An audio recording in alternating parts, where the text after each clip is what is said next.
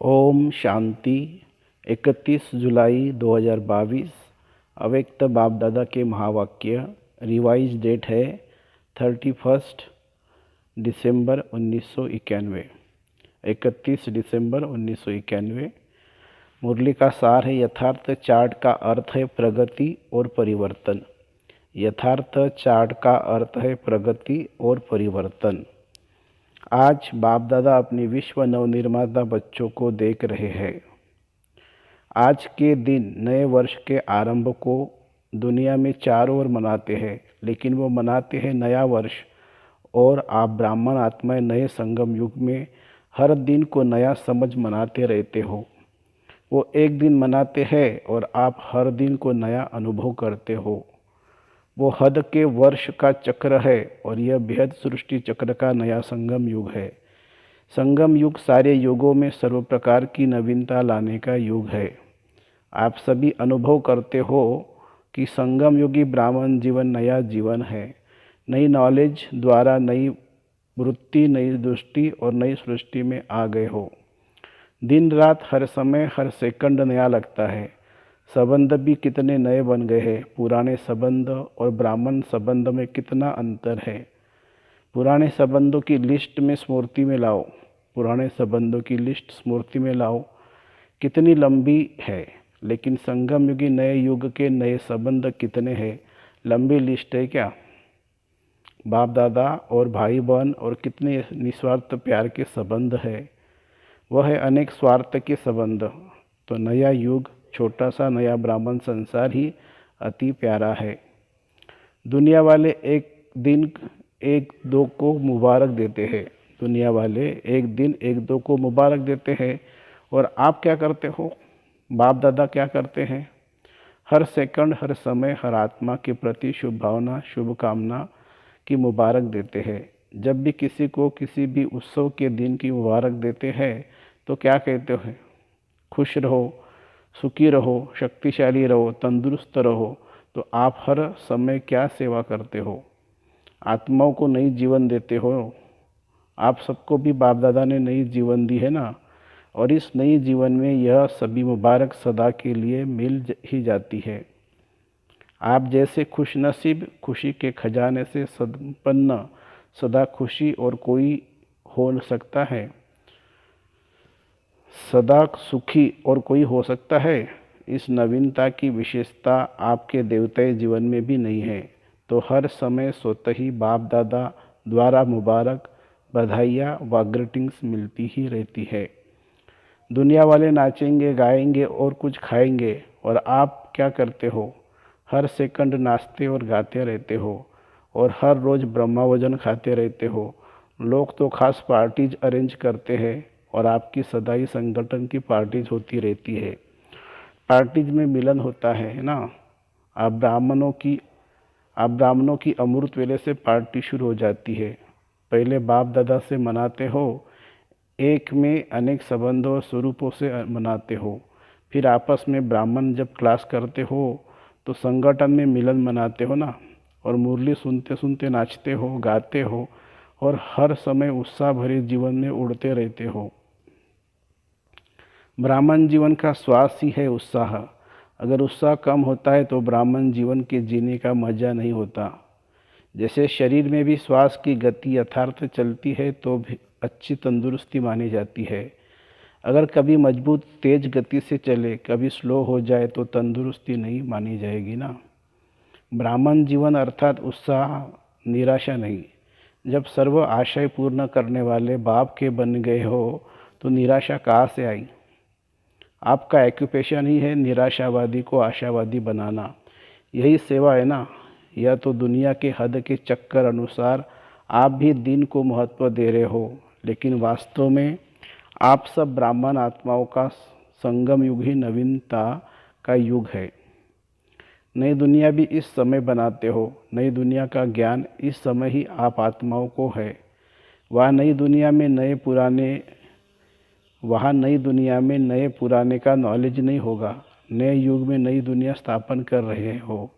सभी ने तपस्या वर्ष में तपस्या द्वारा अपने में अलौकिक नवीनता लाई है, या वही पुरानी चाल है।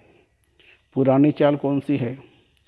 योग अच्छा है, अनुभव भी अच्छे होते हैं, आगे भी बढ़ रहे हैं, लेकिन धारणा में भी बहुत फर्क है, अटेंशन भी बहुत अच्छा है, सेवा में भी वृद्धि अच्छी है, लेकिन लेकिन का पूछ लग जाता है। कभी कभी ऐसा हो जाता है, यह कभी कभी का पूछ कब तक समाप्त करेंगे? तपस्या वर्ष में ही नवीनता लाओ। पुरुषार्थ व सेवा की सफलता की संतुष्टता की परसेंटेज कभी बहुत ऊंची, कभी नीची, इसमें सदा श्रेष्ठ परसेंटेज की नवीनता लाओ।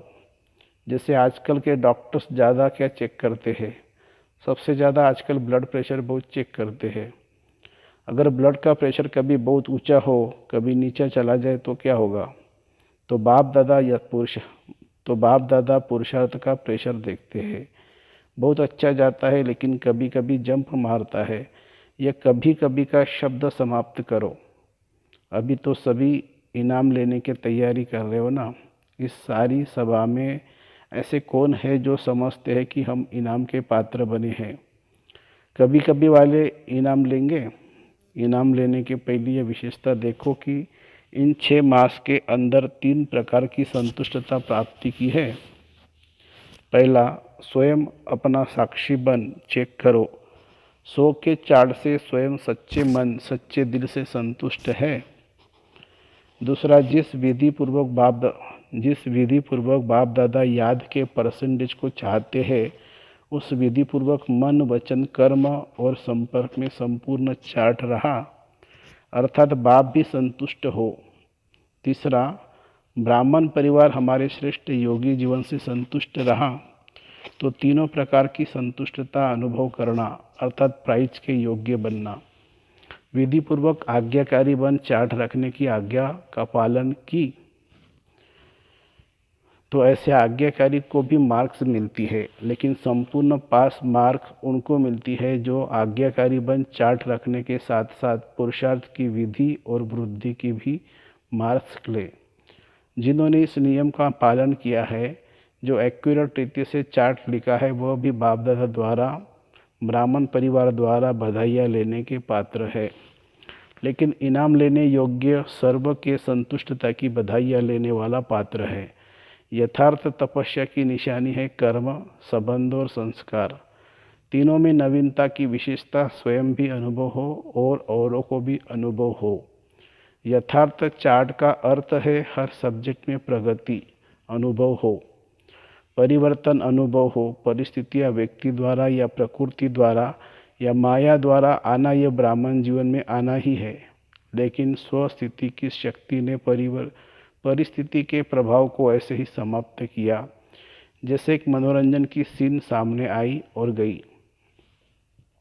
संकल्प में परिस्थिति के हलचल की अनुभूति न हो, याद की यात्रा सहज भी हो और शक्तिशाली भी हो। पावरफुल याद एक समय पर डबल अनुभव कराती है।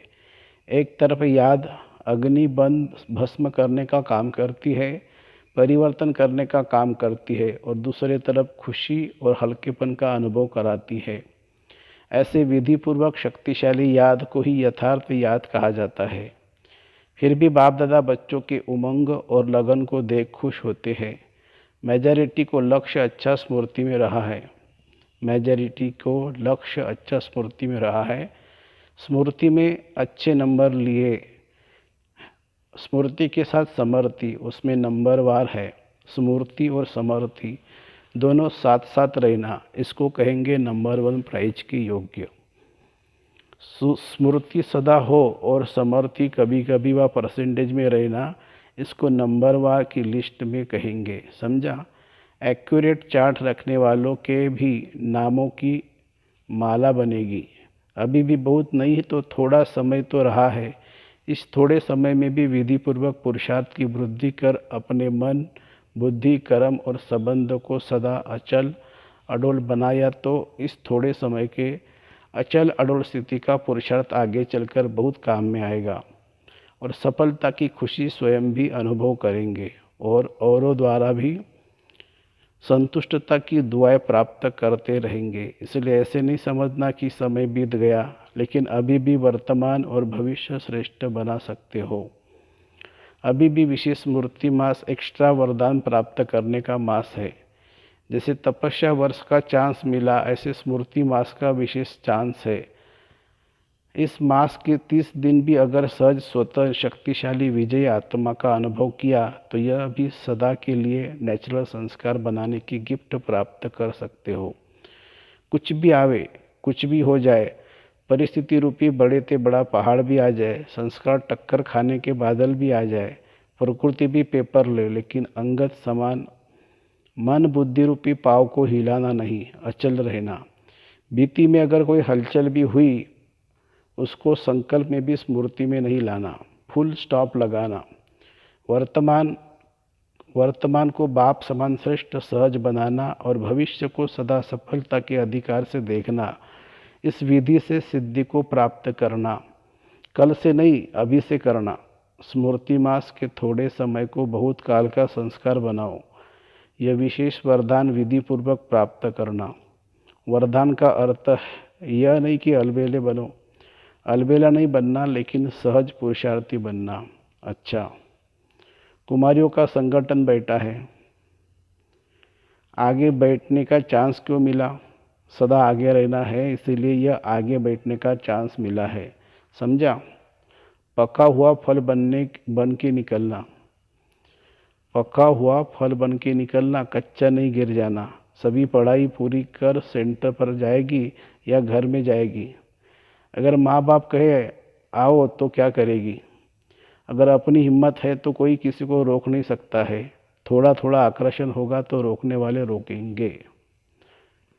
नव वर्ष मनाने के लिए सभी भागकर आ गए। नया वर्ष मनाना अर्थात हर समय को नया बनाना, हर समय अपने में रूहानी नवीनता को लाना है। चारों ओर के सभी स्नेही और सहयोगी बच्चे भी आज के दिन के महत्व को जान विशेष दिल से या पत्रों से या कार्डों द्वारा विशेष याद कर रहे हैं और बाप दादा के पास पोस्ट करने के पहले ही पहुंच जाता है, लिखने के पहले ही पहुंच जाता है। संकल्प किया और पहुंच गया। इसलिए कई बच्चों के सहयोगियों के कार्ड पीछे पहुंचेंगे, लेकिन बाप दादा पहले से ही सभी को नए युग के नए दिन मनाने की मुबारक दे रहे हैं।